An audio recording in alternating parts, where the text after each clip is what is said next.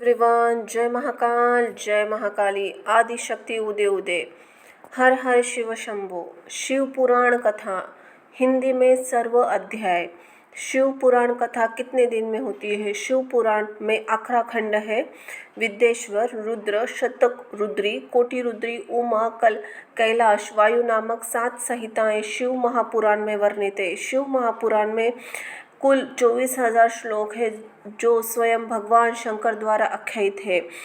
शिव महापुराण में 7 संहिताएं। इसका पठन 7 दिनों तक करना चाहिए। श्रावण का महीना भगवान शिव जी का अत्यंत प्रिय महीना है, इसीलिए शिव महापुराण में इसका पाठ करना फलदायी होता है। इसके अलावा आप कभी भी या सोमवार को पाठ कर सकते हैं। शिव महापुराण परम उत्तम शास्त्र है। इस पृथ्वी लोक में सभी मनुष्य भगवान शिव के विशाल स्वरूप को समझना चाहिए। इसे पढ़ना सुनना सर्वसाधन है। यह मनोवांछित फलों को देने वाला है। इससे मनुष्य निष्पाप हो जाता है तथा इस लोक में तथा सभी सुखों को उपभोग के अंत में शिवलोक को जाता है। शिव पुराण में 24,000 श्लोक है, जिसमें 7 संहिताएं हैं। शिव पुराण परब्रह्म परात्मा के समान गति प्रदान करने वाला है। मनुष्य को पूरी भक्तिभाव संयम पूर्वक इसे सुनना चाहिए। जब मनुष्य प्रेम पूर्वक इसका पाठ करता है वह निसंदेह पुण्य आत्मा है।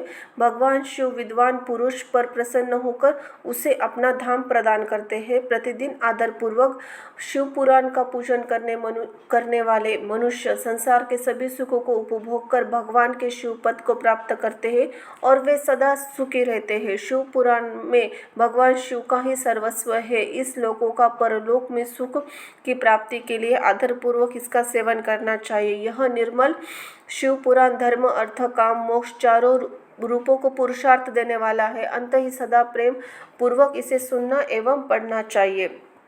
शिव पुराण का पहला विद्येश्वर अध्याय हिंदी में अर्थ सहित। हर हर शिव शंभो, जय महाकाल, जय महाकाली। पहला अध्याय विद्येश्वर संहिता। प्रयाग में सूत जी से मुनियों का तुरंत पाप नाश करने वाले साधन के विषय में प्रश्न, जो आदि से लेकर अंत में है, नित्य मंगल में है, जो आत्मा आत्मस्वरूप प्रकाशित करने वाले हैं, जिनके 5 मुख है, जो खेल खेल में जगत की रचना, पालन और संहार तथा अनुग्रह तथा तिरोभाव रूप 5 प्रबल कर्म करते हैं, उनमें सर्वश्रेष्ठ अजर अमर उमापति भगवान शंकर का ही मन चिंतन करता हूँ। व्यास जी कहते हैं, धर्म का महान क्षेत्र जहाँ गंगा यमुना का संगम है, उस पुण्यमय प्रयाग को ब्रह्मलोक का मार्ग है। वहाँ एक बार महातेजस्वी महाभाग महात्मा मुनियों ने विशाल यज्ञ का आयोजन किया।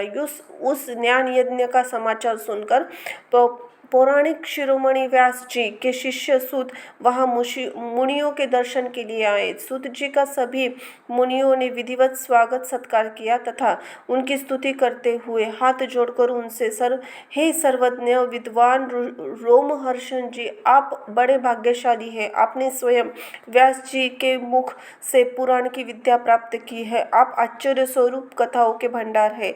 आप भूत भविष्य और वर्तमान के ज्ञाता है। हमारा सौभाग्य है आपके दर्शन हुए। आपका यहाँ आना निरर्थक नहीं हो सकता। आप कल्याणकारी है।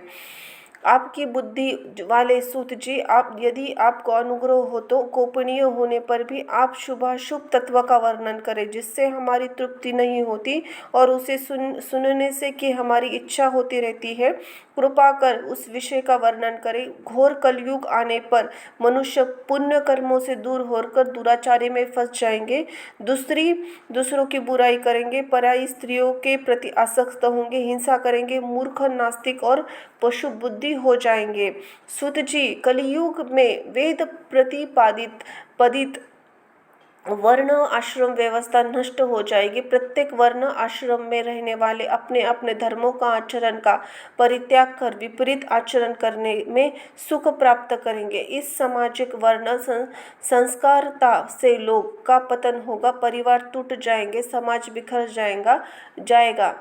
प्राकृतिक आपदाओं से जगह जगह लोगों की मृत्यु होगी, धन का क्षय होगा, स्वार्थ और लोभ की प्रवृत्ति बढ़ जाएगी, ब्राह्मण लोभी होंगे और वेद बेचकर धन प्राप्त करेंगे, मद से मोहित होकर दूसरों को ठगेंगे, पूजा पाठ नहीं करेंगे, ब्रह्म ज्ञान से शून्य होंगे, क्षत्रिय अपने धर्म को त्याग कर कुसंगी पापी व्याभिचारी हो जाएंगे, शौर्य रहित हो वे शूद्रों जैसा व्यवहार करेंगे, काम के अधीन हो जाएंगे, वैश्य धर्म से विमुख हो संस्कार भ्रष्ट होकर कुमार्गी धनोपार्जन पारायण होकर नाप तोल में ध्यान में लगाएंगे, शूद्र अपना धर्म कर्म छोड़कर अच्छी वेशभूषा से सुशोभित हो व्यर्थ ही घूमेंगे, वे कुटिल और ईर्ष्यालु होकर अपने धर्म के प्रतिकूल हो जाएंगे, कुकर्मी और वाद विवाद करने वाले होंगे, वे स्वयं को कुलीन मानकर सभी धर्मों वर्णों में विवाह करेंगे, स्त्रियां सदाचार से विमुख हो जाएगी,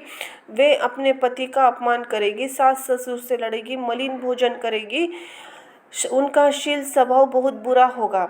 सूत जी, इस तरह जिनकी बुद्धि नष्ट हो गई है, जिनके अपने धर्म का त्याग कर दिया है, ऐसे लोग और लोक परलोक में उत्तम गति कैसे प्राप्त करेंगे, इस चिंता से हम सभी व्याकुल है। परोपकार के समान कोई धर्म नहीं है। इस धर्म का पालन करने वाला दूसरों को सुखी करता हुआ स्वयं भी प्रसन्नता से अनुभव करता है। यह भावना से निष्काम हो तो कर्ता का हृदय शुद्ध करते हुए उसे परम गति प्रदान करता है। हे महामुने, आप समस्त सिद्धांतों के ज्ञाता है, कृपा कर कोई ऐसा उपाय बताइए जिससे इन सभी पापों का तत्काल नाश हो। व्यास जी कहते हैं, उस श्रेष्ठ मुनि की यह बात सुनकर सूत जी की मन ही मन परम श्रेष्ठ भगवान शंकर जी का स्मरण करके इस प्रकार बोले। विद्येश्वर संहिता पहला अध्याय समाप्त हुआ। हर हर शिव शंभो। जय महाकाल, जय महाकाली। धन्यवाद।